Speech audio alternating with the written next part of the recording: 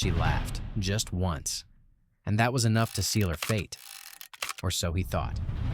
This is not a love story. This is a story of silence, of survival, of a man who believed his dream was worth more than a life, and a woman who proved him wrong, even in death.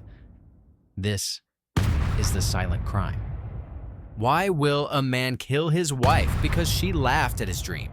It started as a dream, one of ambition, of power, of wealth, but in the end, it became a nightmare. For years, Maria lived in the shadow of her husband's cruelty, trapped in a marriage that smothered her spirit. But when he laughed at her, when he mocked the last shred of her hope, that was the breaking point. The world believed Maria was dead, but she was never gone. She just disappeared for a reason. This is the story of a woman pushed to the edge who found the strength to fight back in a way no one could have predicted. A fight for survival, a fight for justice, and a fight that would bring down the man she once called her husband piece by piece. But sometimes, even when you think you've escaped your past, it finds you again. If you have not subscribed to our channel, do it now. Click, comment, and share. Follow us at Delusional Witness for more thrilling and suspenseful stories. He always said he deserved more. More money, more respect, more attention. And especially more than her.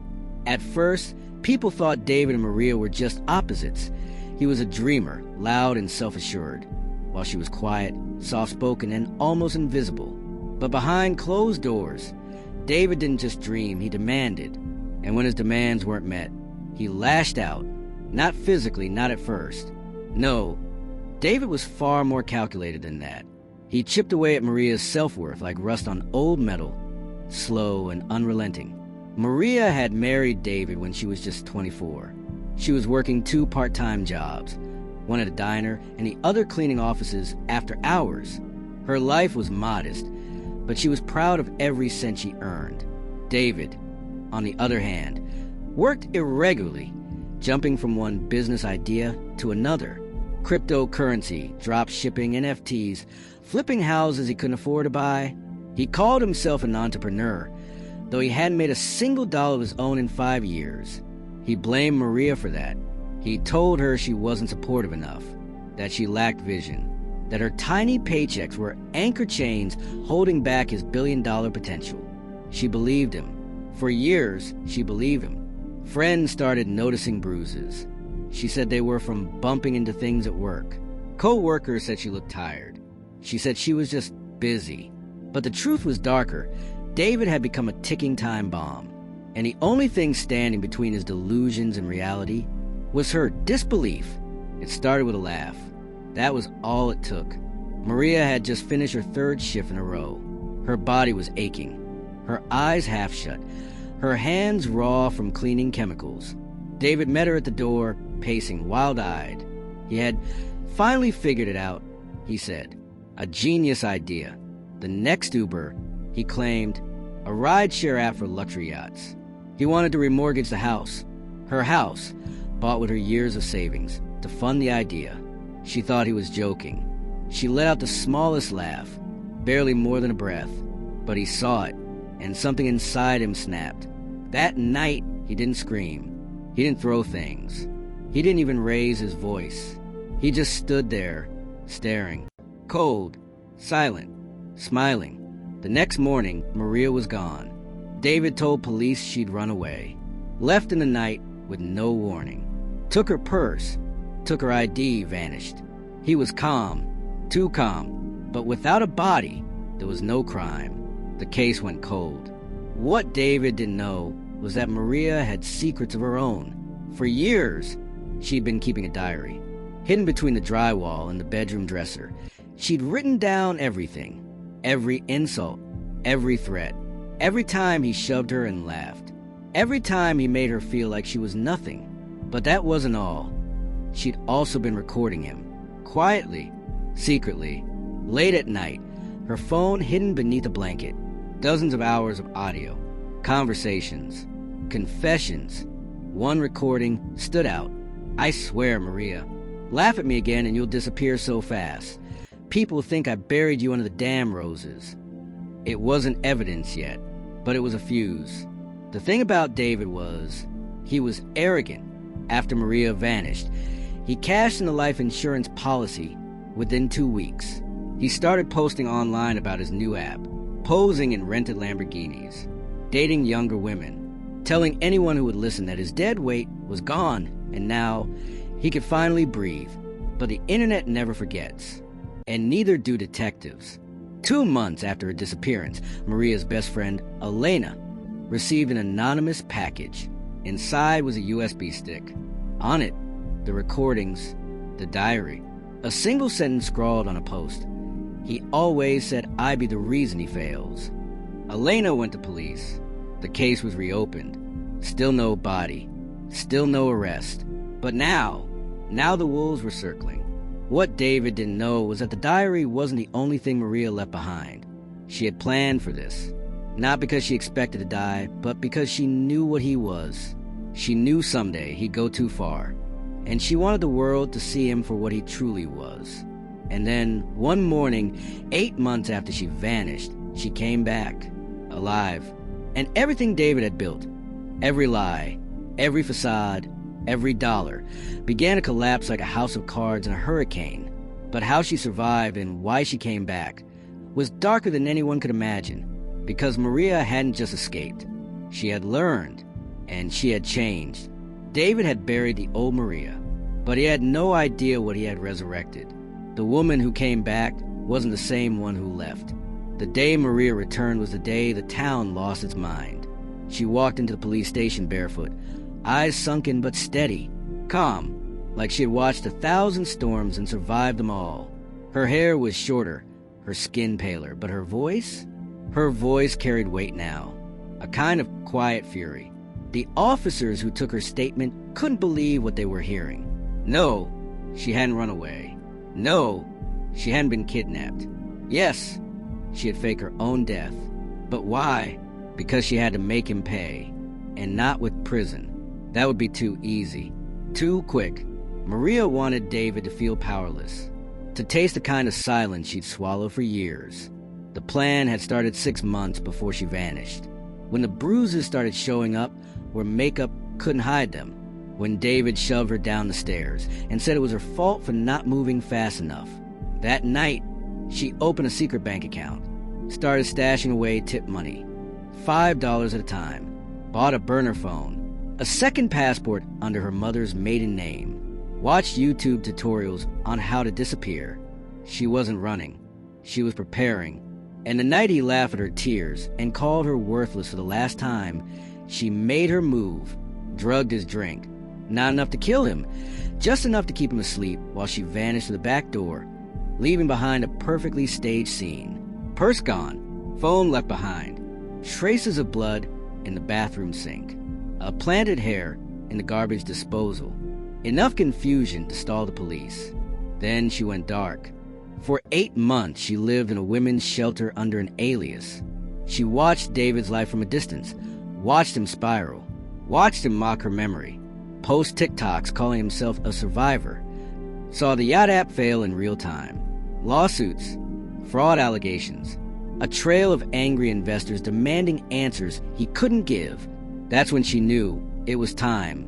She gave the police everything, every recording, every photo, every bank statement. But she didn't just want justice. She wanted the world to hear her voice, not his. She agreed to do one interview. Just one. A local journalist. The headline went viral within hours. Wife returns after faking death to escape abusive husband and bring him down. David's world shattered overnight. But he wasn't going to go down quietly. And what he did next would push Maria into a darkness she thought she'd already escaped. He tried to destroy her again, but this time she fought back. David was arrested, but only briefly, released on bail. He walked out of the courthouse in a designer jacket, smirking at the cameras. He told reporters Maria was crazy, that she had gaslit the entire internet. He claimed he was the victim, that she had faked abuse to ruin him, that she'd always been jealous of his success. But the thing about liars, they forget the truth always outlasts the noise. Because David didn't know that Maria had more than recordings. She had receipts. She had emails, hidden accounts, messages he sent to women while they were married, joking about how pathetic she was. A video clip just 6 seconds long, where he stared into the camera and whispered, "You know what they say, if she disappears, you got away with it."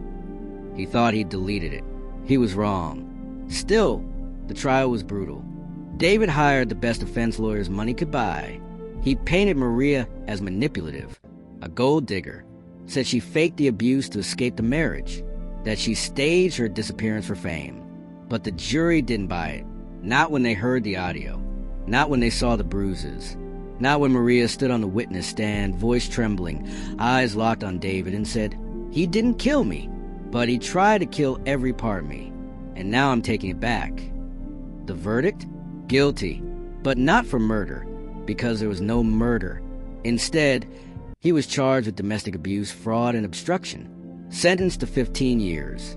Still, Maria wasn't satisfied, because David wasn't just a danger to her. He was a danger to every woman he'd ever manipulated. She decided she wouldn't just survive. She would speak. She launched a podcast, buried but breathing. It exploded overnight.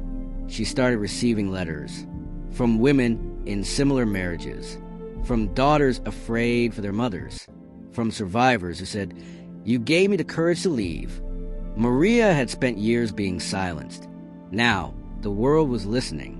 But then, a letter arrived at her door. No return address. Just one sentence. "I know what really happened that night, and so do you," because the story wasn't over. There was something Maria hadn't told anyone. Something she hoped would never come to light. The secret she buried could set him free, or destroy her. The letter shook her. Not because of what it said, but because of what it implied. She had left David unconscious that night, but there had been someone else. A man, a stranger, or so she thought. He found her in the alley behind their home, crying, covered in bruises, barely able to speak. He offered her a ride, said nothing, drove her to the bus station, gave her money. No name, no questions, just one sentence before she left. Some people don't deserve to breathe. She thought he was just being kind. But then another letter came. A photo, grainy, low-res, taken from across the street. Maria, boarding the bus, and him, standing behind her. The letter said, "You didn't fake your death alone. If I go down, you're coming with me." She panicked. Was this man trying to blackmail her? Was he trying to set David free? She went to police, but there were no leads, no fingerprints, no return address. Just threat after threat, a slow unraveling. Then her podcast was hacked, episodes deleted, messages leaked. People started turning on her. The media began to doubt her story. And David, from prison, he filed an appeal, claimed he was set up, claimed there was an accomplice, claimed Maria knew who he was. Suddenly, she was under investigation. But what nobody knew, not even Maria, was that this wasn't about David. The man from that night wasn't a random stranger. He had a connection to her mother, to her past, to everything she thought she'd escaped. And now, he wanted something back. Maria was no longer just fighting for justice. She was fighting to survive all over again. Because sometimes, escaping the monster you know reveals the monster you never saw coming. The truth that buried them both. Maria had spent years running from a man she married. But now she was being haunted by the one who helped her escape. The stranger from the alley. He had returned. Not for gratitude. Not for closure. But for leverage. His letters had turned darker. Demanding. He wanted money. Silence. Loyalty. And above all, secrecy. He called himself the Witness. If you have not subscribed to our channel, do it now. Click, comment, and share. Follow us at Delusional Witness for more thrilling and suspenseful stories. She was being painted as a liar, an opportunist, a manipulator who had built a platform on exaggeration and half-truths. And then he sent her the final message. A video, footage of the night she disappeared. Security cam. Grainy, but clear enough. It showed Maria dragging something out of the house. A body. David's. Unconscious? Maybe. Dead? Possibly, the video ended before the truth was revealed, but in the eyes of the law, it was enough. Maria was arrested, charged with obstruction, falsifying evidence, fraud. The media flipped. Headlines read, "Survivor or suspect. The chilling truth about Maria Alvarez." David's lawyers used the footage to reopen his case, said it proved Maria had staged the entire thing, that she manipulated the justice system, that she belonged in prison, not him. And the worst part, even Maria wasn't sure anymore. Had she crossed the line that night? Had her fight for justice turned into revenge? Or had she simply done what she had to survive? The trial began. This time, she sat where David once had, at the defense table. But the courtroom was different now. Colder, less sympathetic. And David, he watched every minute of it from his prison cell, smiling. And then a twist no one saw coming. A woman entered the courtroom, late 40s, nervous, shaking. She asked to speak. She said she knew the witness because he was her brother. His name was Anthony Rivera. And he wasn't just a good Samaritan. He was a man with a past. Convicted of assault in 2009, linked to multiple domestic violence cases, a history of blackmail and witness tampering. And now, he had gone too far. He had edited the footage, spliced together 2 nights. Maria had never dragged David's body. She had dragged a suitcase, clothes, documents, the last of her belongings. Anthony had faked the video to blackmail her because he saw her story, saw her rise, saw her strength. And men like Anthony, they hate strong women. The truth unraveled in real time. Anthony was arrested. The charges against Maria were dropped. David's appeal was denied. And for the first time in years, she was free. Not just physically, not just legally, but emotionally. Truly, the final episode of her podcast dropped 2 weeks later. Just one sentence. "I survived 2 monsters, one I married, one I trusted, but I didn't beat them with violence. I beat them by speaking. And I'm never going silent again." The episode went viral. She didn't need revenge. She didn't need to win in court or in headlines. She just needed to be heard. Because in the end, justice isn't always a courtroom. Sometimes, it's just the truth surviving a lie, and the woman who refused to stay buried.